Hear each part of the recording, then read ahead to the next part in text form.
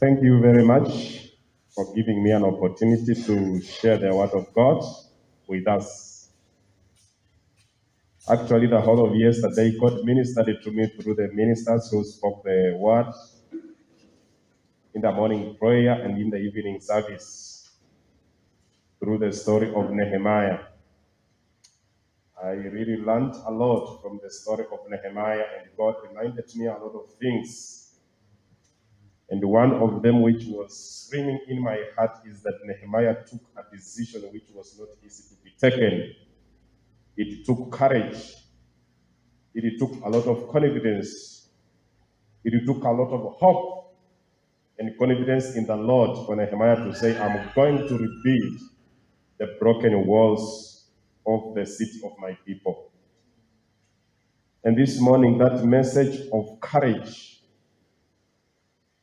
is what we are going to share this morning. Let's turn to the book of Joshua.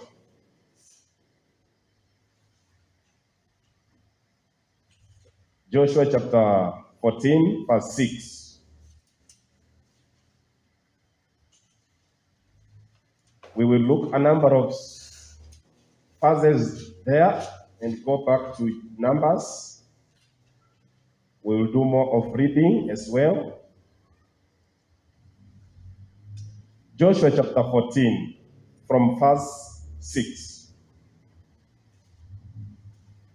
Joshua chapter 14, from verse 6.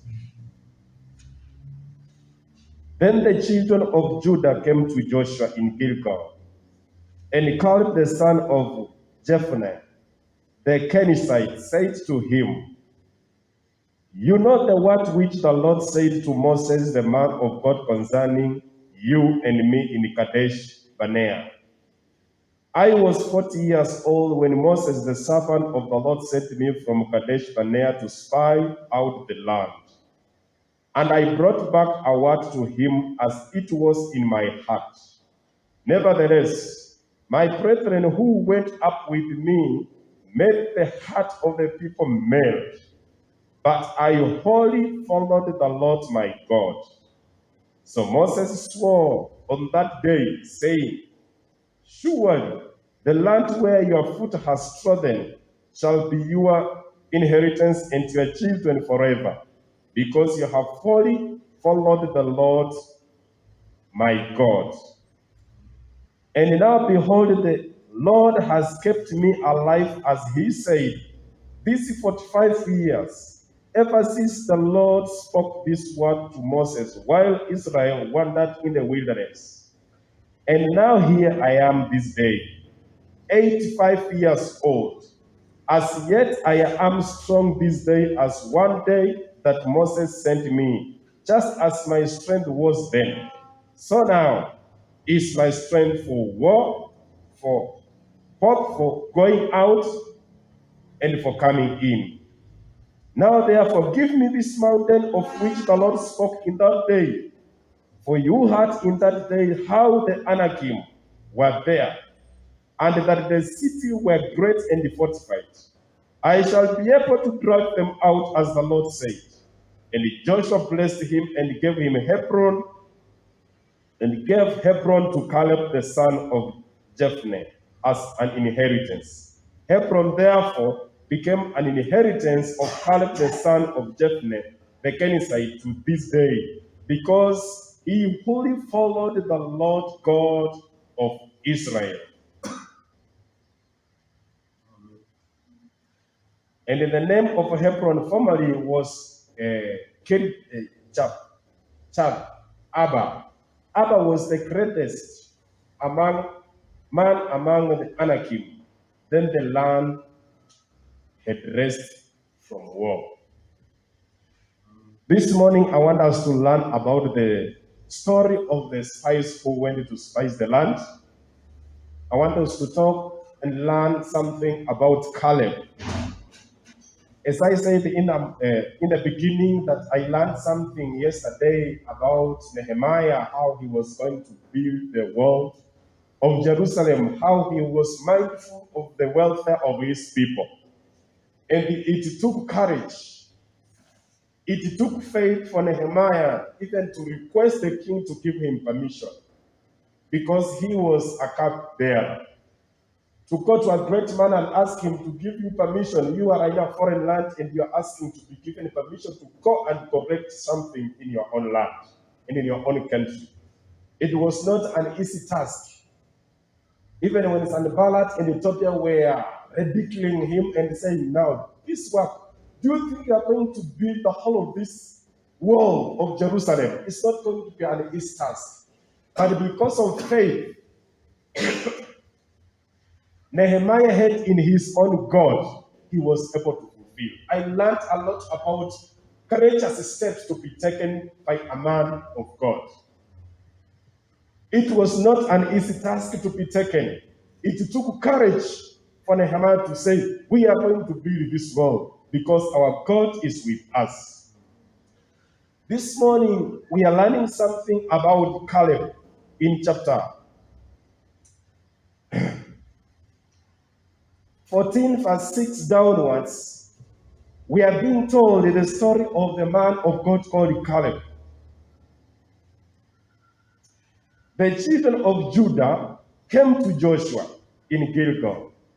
The region of Judah were being led by this man called Caleb. You remember when God told Moses to tell the Israelites, their leaders, to go and spy the land, to go and see how the land looks like. So they were told to take each leader from every tribe to go and see the land. And therefore, the leader of this tribe of Judah was Caleb. So Caleb, he said, you know the words which the Lord said to Moses, the man of God, concerning you and me in Kadesh Barnea. I was 40 years old when Moses, the servant of the Lord, sent me from Kadesh Barnea to spy out the land. And I brought back a word to him as it was in my heart. Nevertheless, my brethren who went up with me made the hearts of the people to melt, but I wholly followed the Lord my God. So Moses swore on that day, saying, surely the land where your foot has trodden shall be your inheritance, and your children's forever, because you have wholly followed the Lord your God. And now behold, this is Caleb telling Joshua. And now behold, the Lord has kept me alive, as he said. These 45 years. You know, when he went to spy the land, he was 40 years old. And this time around, when he is speaking to Joshua, he is 85 years old. In other words, 45 years later, he is coming to Joshua and telling Joshua, do you remember what God said to me? Do you remember what God told me and you? When we were going to spy the land, do you remember the report that I brought to Moses? Do you remember the report that we brought to Moses and what God told Moses about me? Caleb is reminding Joshua and he is telling him something. And now behold, the Lord has kept me alive, as he said, these 45 years, ever since the Lord spoke this word to Moses while Israel wandered in the wilderness. And now here I am this day, 85 years old. As yet I am strong this day as one day that Moses sent me. Just as I was strong 40 years ago, even 85 years, I am still strong. This is the confession of Caleb. As yet I'm strong this day as one day that Moses sent me. Just as my strength was then, so now is my strength for war, both for going out and for coming in. Now therefore, give me this mountain of which the Lord spoke in that day. For you heard in that day how the Anakim were there, and the cities were great and fortified. It may be that the Lord will be with me, and I shall be able to drive them out, as the Lord said. Joshua is dividing the land to the children of Israel. And each tribe is waiting for its turn to be given its land. But this tribe of Judah, they are not waiting for Joshua to give them land. Caleb is telling Joshua, give us this one that the Lord promised us. Let us go to Numbers chapter 13. Numbers chapter 13.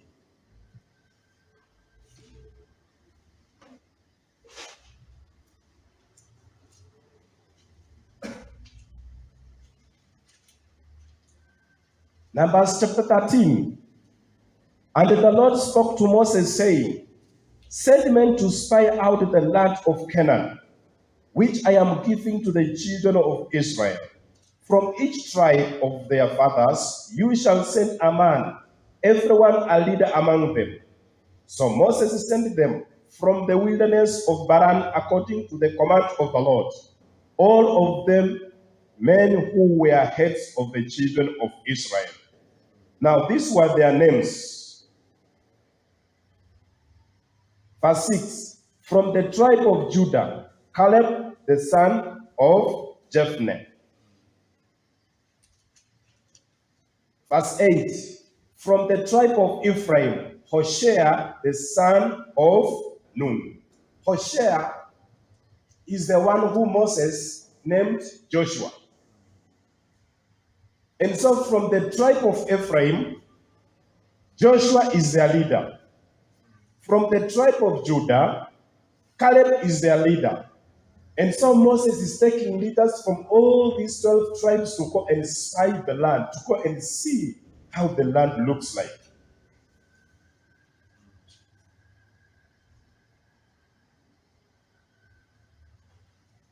Verse 17. Then Moses sent them to spy out the land of Canaan, and said to them, go up this way, and to the south, and go up unto the mountains, and see what the Lord is like, the land is like, whether the people who dwell in it are strong or weak, few or many, whether the land they dwell in is good or bad, whether the cities they inhabit are like camps or strongholds, whether the land is rich or poor, and whether there are forests there or not. Be of good courage, and bring some of the fruits of the land. Now the time was the season for the first ripe grapes. So they went and spied out the land from the wilderness of Zin as far as Rehob, near the entrance of Hammah. And they went up through the south and came to Hebron. Ahiman, Sheshai, and Talmai, the descendants of Anak, were there. Now Hebron was built 7 years before Zoan in Egypt. Then they came to the valley of Eshcol, and there cut down a branch with one cluster of the grapes. They carried it between two of them on a pole. They also brought some of the pomegranates and figs. The place was called the Valley of Eshcol because of the cluster which the men of Israel cut down there. Let's go to verse 24, verse 25. And they returned from the spy out of the land after 40 days. They spied the land for the period of 40 days, just moving around to see the land. See the people who were staying in that land, moving around how the fertility of that land looks like. Look at the cities of that land. Please carry out research to understand the land that God is about to give you. Get the information about the land that God is about to give you. Don't you know God was aware how land looks like? God was fully aware. That's why he promised, I'm going to give you the land that is flowing with the honey and milk. God knew how the land was. But he wants to build the faith in these people, what he has promised them. So he is telling them, go and look at that land, how it looks like. through his servant Moses, carry out the search of the land and see how the land looks like. Look at the people who inhabit that land. See if the land is fertile, if it has got forest. Is the land fruitful for us to live there? Is it fruitful? And they are going to spy the land. Now, verse 25, they are bringing a report. And they returned from spying out the land after 40 days. Now they departed and came back to Moses and Aaron and all the congregation of the children of Israel in the wilderness of Paran at Kadesh. They brought back a word to them and to all the congregation and showed them the fruits of the land. Then they told him and said, "We went to the land where you sent us. It truly flows with milk and honey, and this is its fruits.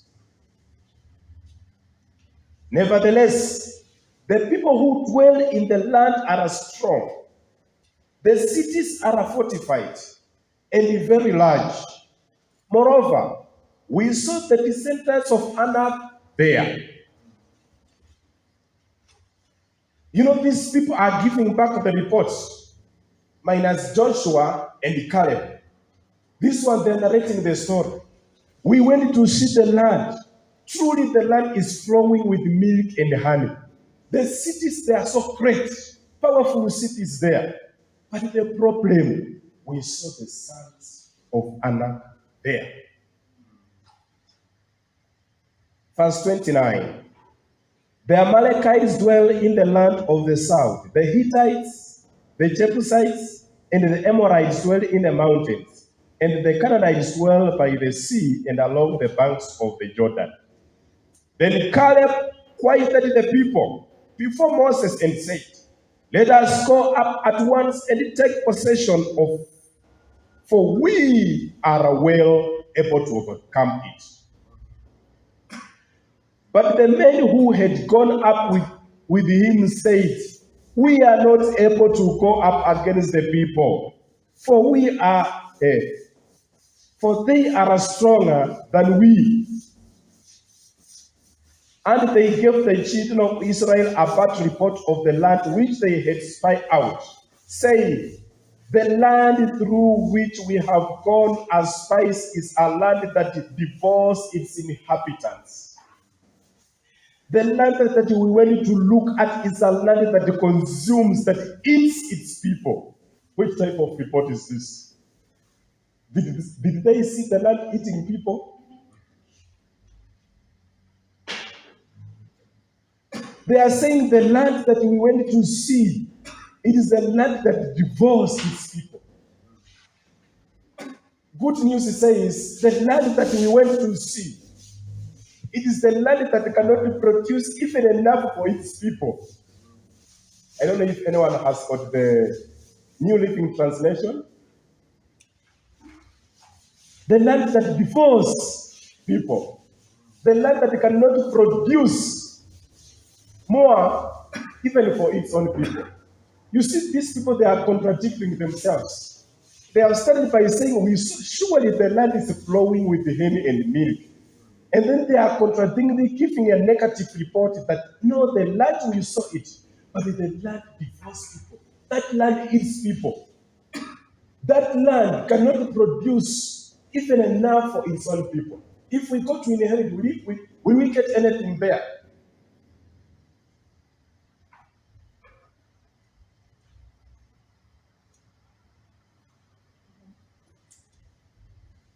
Hallelujah. Amen. Have you gotten the New Living Translation? Thank you.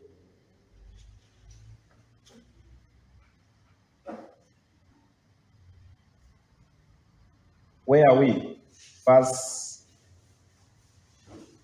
32. So they spread this bad report about the land among the Israelites. The land we travel through and explore will devour anyone who goes to live there.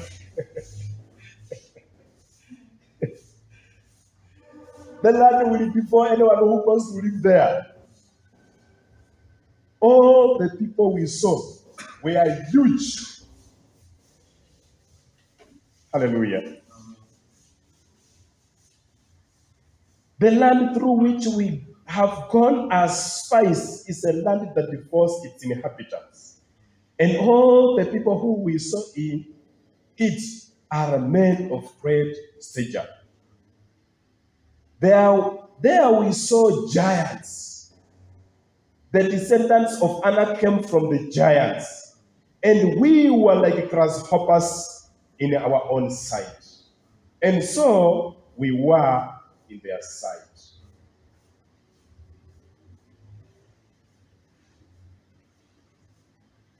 New Living Translation says, we even saw giants.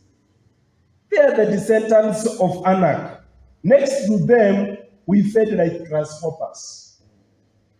And that's what they thought too. Before them, we looked like grasshoppers. You know, it's them who are giving their opinion. The 10 leaders. We looked like grasshoppers before them.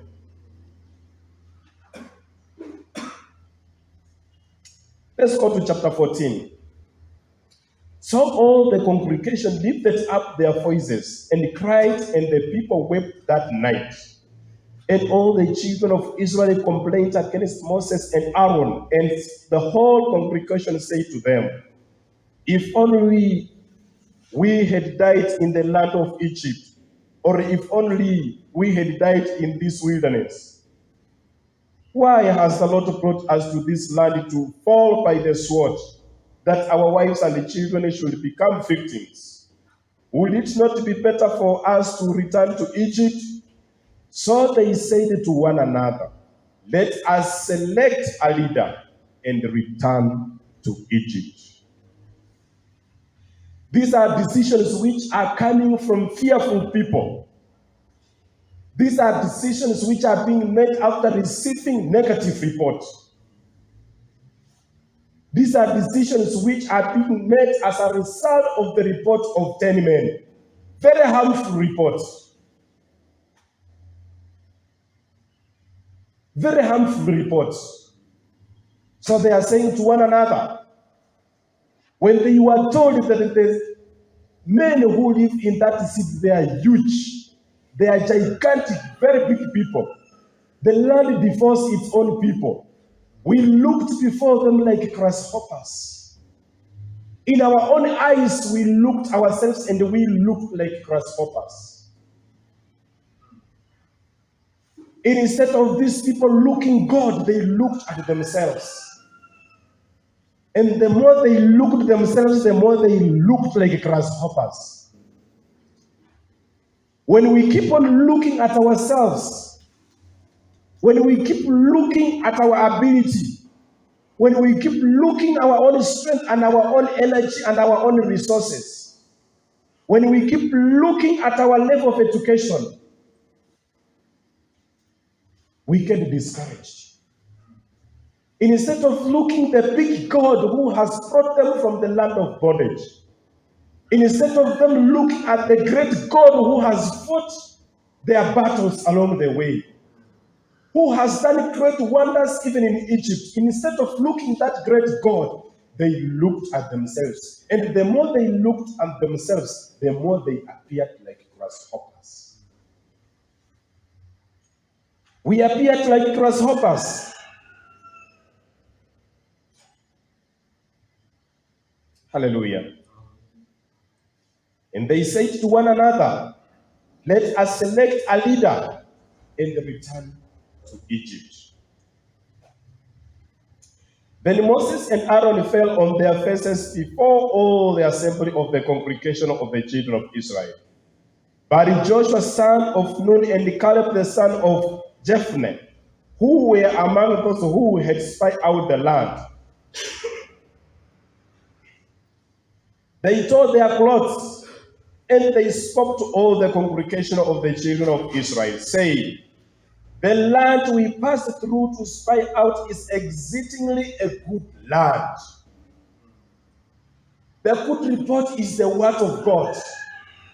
Where the situation is talking negative, when you speak the word of God, you speak the word of God that gives hope. So Joshua, they are giving a different report. They are countering the report that the 10 men had given. They are saying the land is good.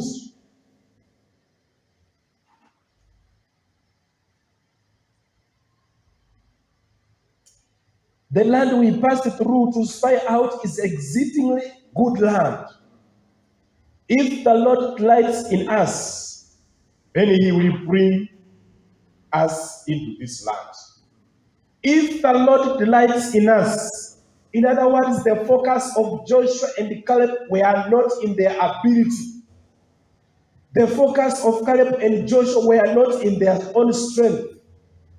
The focus of Caleb and Joshua were in their God. If God delights in us, he will bring us to this land. It is not about our ability. It is not about our strength. It is not about our resources. It is not about our level of education. It is about the God we serve.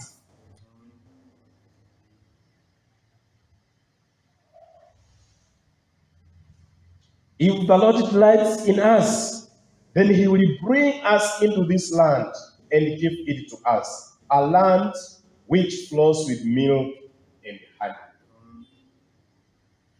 Only to not rebel against the Lord, nor fear the people of the land, for they are our bread. Their protection has departed from them, and the Lord is with us. Do not fear.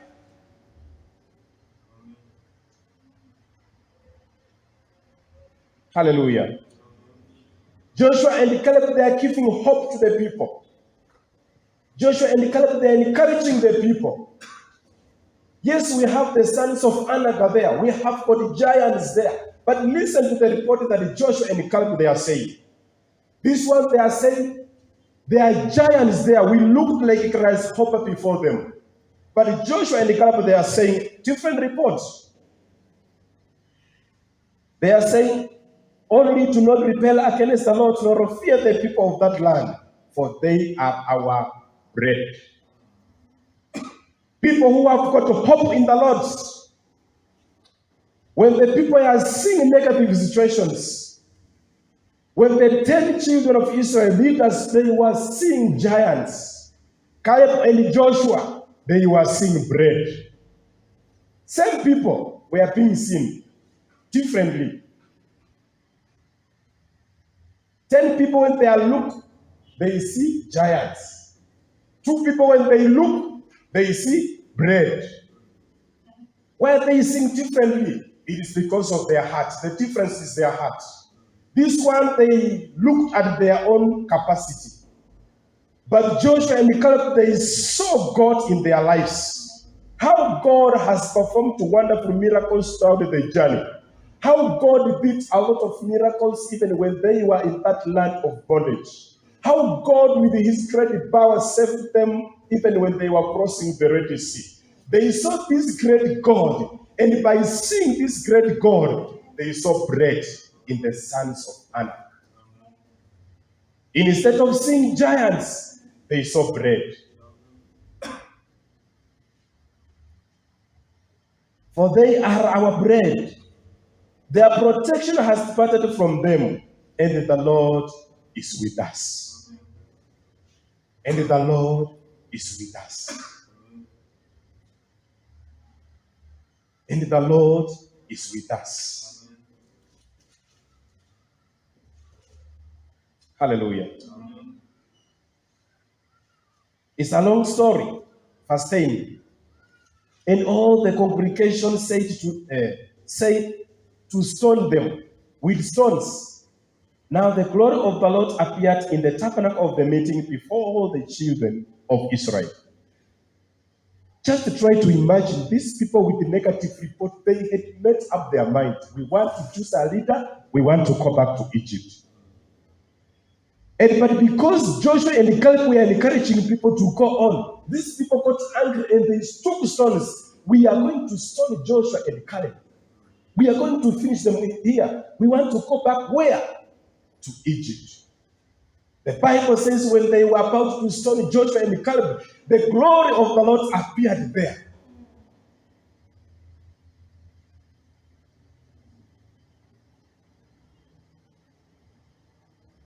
The glory of the Lord appeared when they were about to stone people with the good report.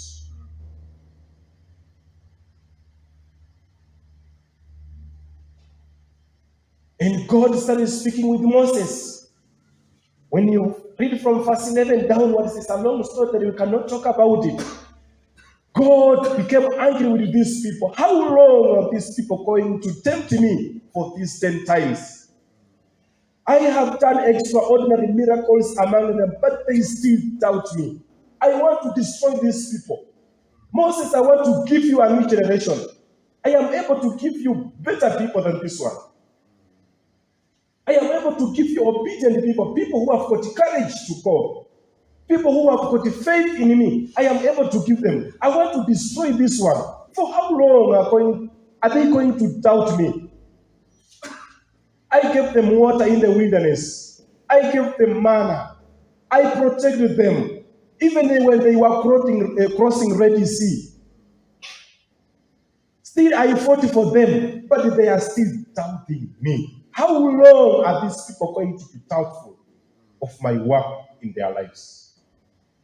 I want to destroy them. But Moses, the servant of God, a man full of humility, he interceded for them. He asked God, don't destroy them. If you destroy them in the wilderness, how will the Egyptians receive this report? They said, oh, their God is a liar. He was telling them he is taking them to a promised land, a land flowing with honey and milk, only to come and destroy them in the wilderness. If these people will hear that you have destroyed them, what will they say? Oh God, don't destroy them.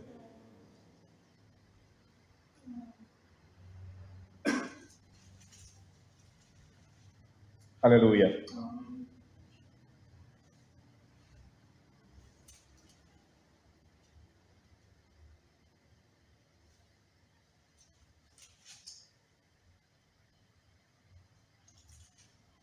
Let's go to verse downwards, verse 22. Because of these men who have seen my glory and the signs which I did in Egypt and in the wilderness, and have put me to the test now these 10 times, and have not heeded my voice, they certainly shall not see the land of which I swore to their fathers, nor shall any of those who rejected me see it. This is what God is deciding for these people. I have performed extraordinary miracles among them, but they have still doubted me. Still, they are not believing in my word. They are not going to inherit that land. And verse 24, but my servant Caleb, because he has a different spirit in him, and has followed me fully, I will bring unto the land where he went, and his descendants shall inherit it. This is what Caleb is reminding Joshua. This verse 24. This is God telling Moses, all these people who have doubted me, no one will go to that land. All of them, no one will inherit that land. But my servant, Caleb, because he has got a different spirit. When the rest of the people saw giants, my servant Caleb saw bread. Because he has got a different spirit. He said, we are well able. Let us have that spirit of Caleb. Even when we look that we are not able to fulfill something, when we look that we are few, when we look that we are not many, or we are not educated, even when you are given an opportunity even to lead the people of God, don't say, I'm not able. Don't look at yourself. Look at the God you are serving. Look at the God you are serving. Some of us, maybe sometimes, even if you are being told, just go to one of these big offices. Just go to Attorney General's office. Some of you, when you reach at the gate there, you just melt, start shivering. Now, where do I go? Just go to process some document, you start shaking yourself. Have courage in the Lord, knowing you are carrying a big God. You can go any office with a lot of confidence. You can face any giant because you are carrying a big God. But my servant Caleb, because he has a different spirit in him and has followed me fully, I will bring him unto the land where he went. The land where he went to spy. Every place that he stepped looking, that will be his possession. Why? He has got a different spirit in him. He's a man of courage. He's a man who encourages people who say, let's go. We are well able.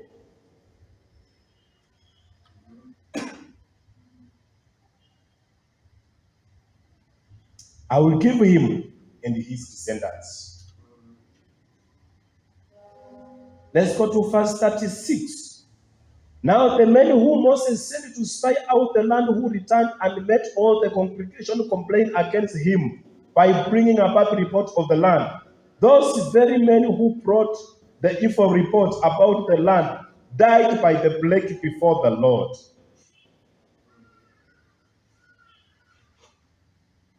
But Joshua the son of Nun and Caleb the son of Jephunneh remained alive of the men who went to spy the land. Out of all those people who went to spy the land, Joshua and Caleb remained. You see, all the people who came out of Egypt, Pastor was saying there are around how many million? A lot of people. All those people who left Egypt, none entered Canaan except Joshua and Caleb. All those millions of people except Joshua and Caleb. Now let's go to our verses. We finish Joshua. Let's go back to our verse, Joshua chapter 14, verse 6. The children of Judah came to Joshua in Gilgal. And Caleb the son of Jephunneh the Canaanite said to him, you know the words which the Lord said to Moses the man of God concerning you and me in Kadesh Barnea? I was 40 years old when Moses the servant of the Lord sent me from Kadesh Barnea to spy out the land. And I brought back a word to him as it was in my heart.